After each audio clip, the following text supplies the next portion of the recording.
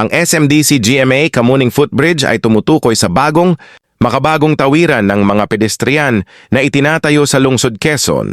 Ito ay papalit sa kilalang matarik na Mat Kamuning Bridge, kung saan ang SMDC ay nag-donate ng lupa para sa disenyong madaling ma-access na may mga elevator at rampa na direktang konektado sa EDSA, busway para sa mas madaling pag-access ng mga pasahero pagsapit ng huling bahagi ng 2025. Mga pangunahing detalye ng bagong footbridge.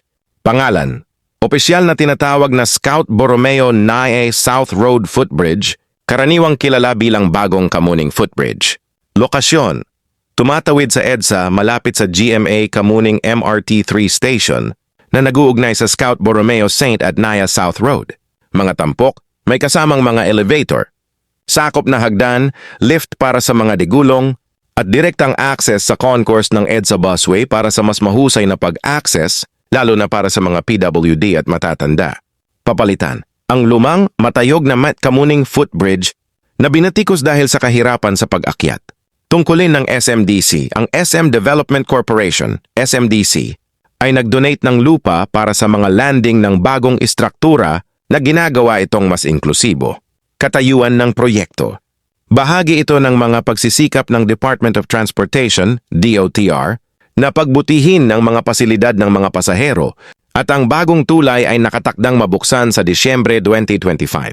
Bakit ito mahalaga?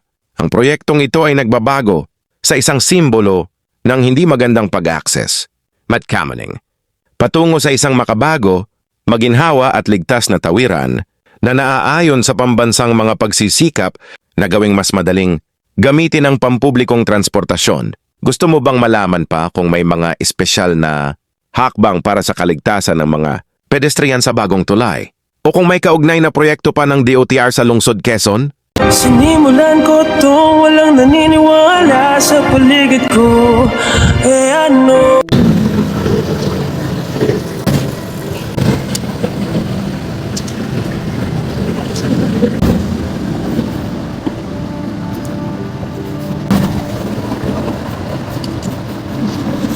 So ayan, magandang hapon mga kasikap. Nandito po tayo ngayon sa may EDSA. Ito po yung MRT3 station dito sa unahan, GMA Kamuning. So ngayong hapon ito mga kasikap ay mag-update po tayo dito sa GMA Kamuning flyover na ginagawa ng SMDC. So ayan, dito tayo mag-uumpisa.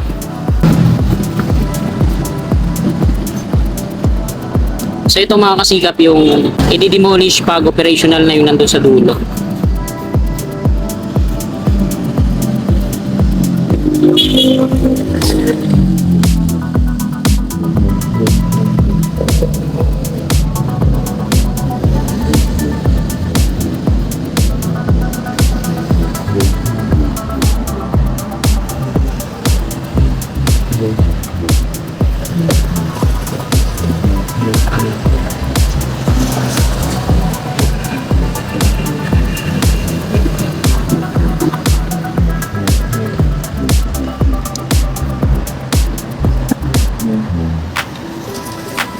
Yan. Ito na po yung footbridge ngayon dito. Yan. So, sa harapan natin yung GMA Kamuning MRT3 station.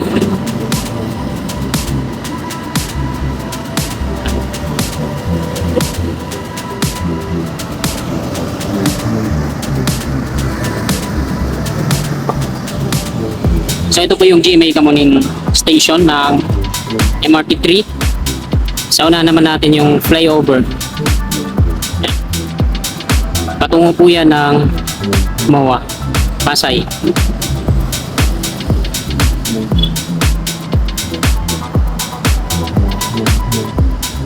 So ito na mga kasikap yung latest na progreso ngayon dito.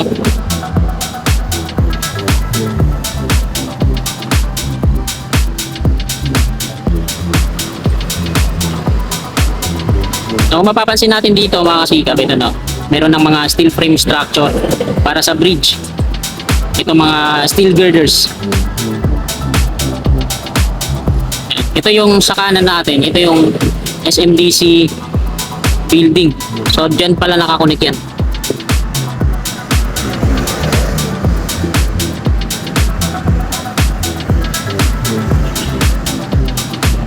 So, dyan siya nakakonect.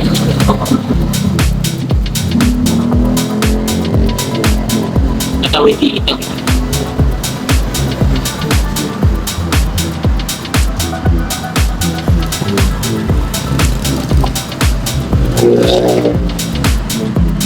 Dito naman sa tawid. So yung daanan yan, andyan sa baba mga sikap yan. Yan, may hagdan siya dyan. Tapos tatawid dito sa kanan, patawid ng southbound.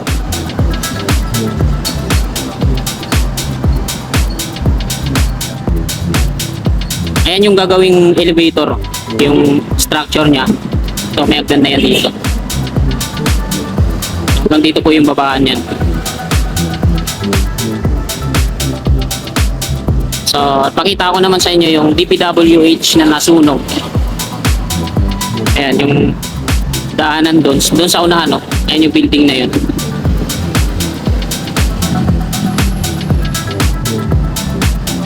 Ito yun, no? Nasunog na DPWH. Ito pa yun. Parang ginagawa na yun, no?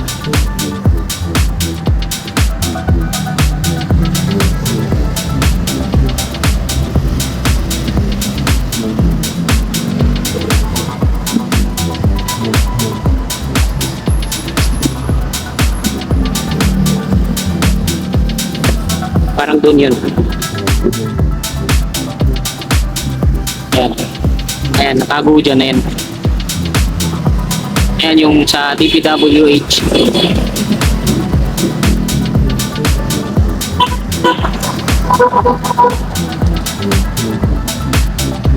Yung nakakasilaw, ano?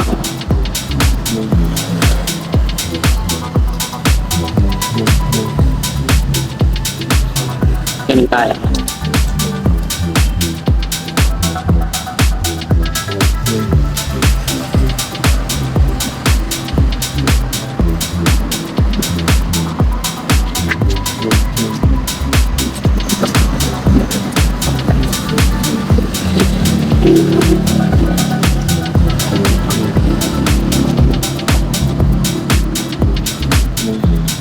Yan.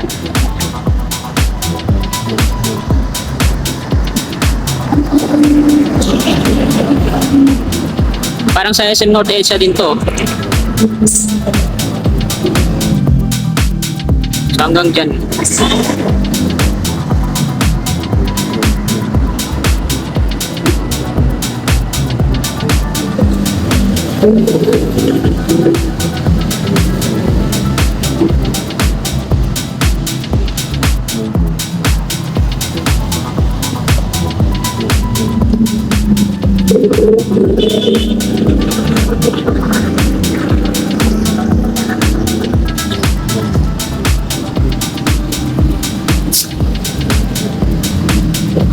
Ito yun, no? Yung sa DPWH, yung nasunog. Yarn.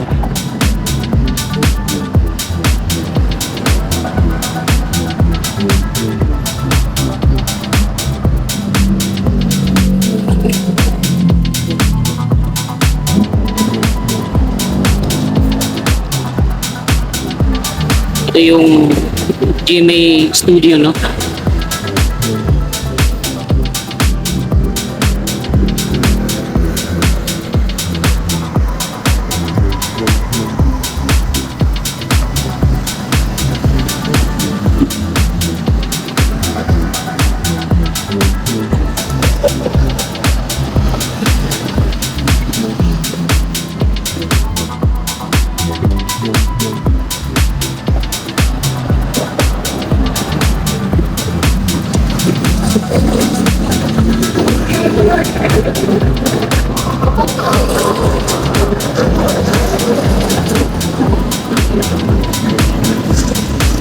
Bago tayo mag-end ng ating video, pakita ko muna ulit.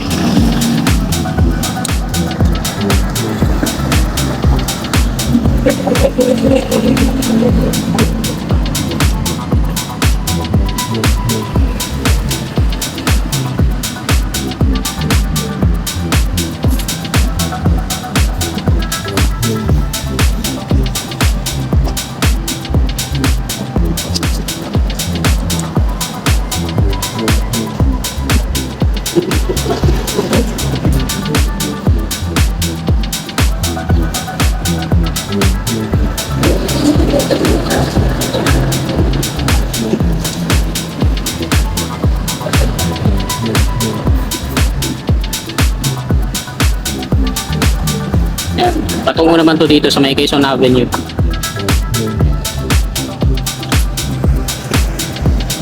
So, ayun na mga kasikap, yung update natin ngayong hapong ito. Maraming salamat po sa inyong walang sawa at umpay na suporta. Pa-follow naman po at pa-subscribe, pa-like sa ating video. Maraming salamat. God bless. Ulatan ko lahat ng mga blanco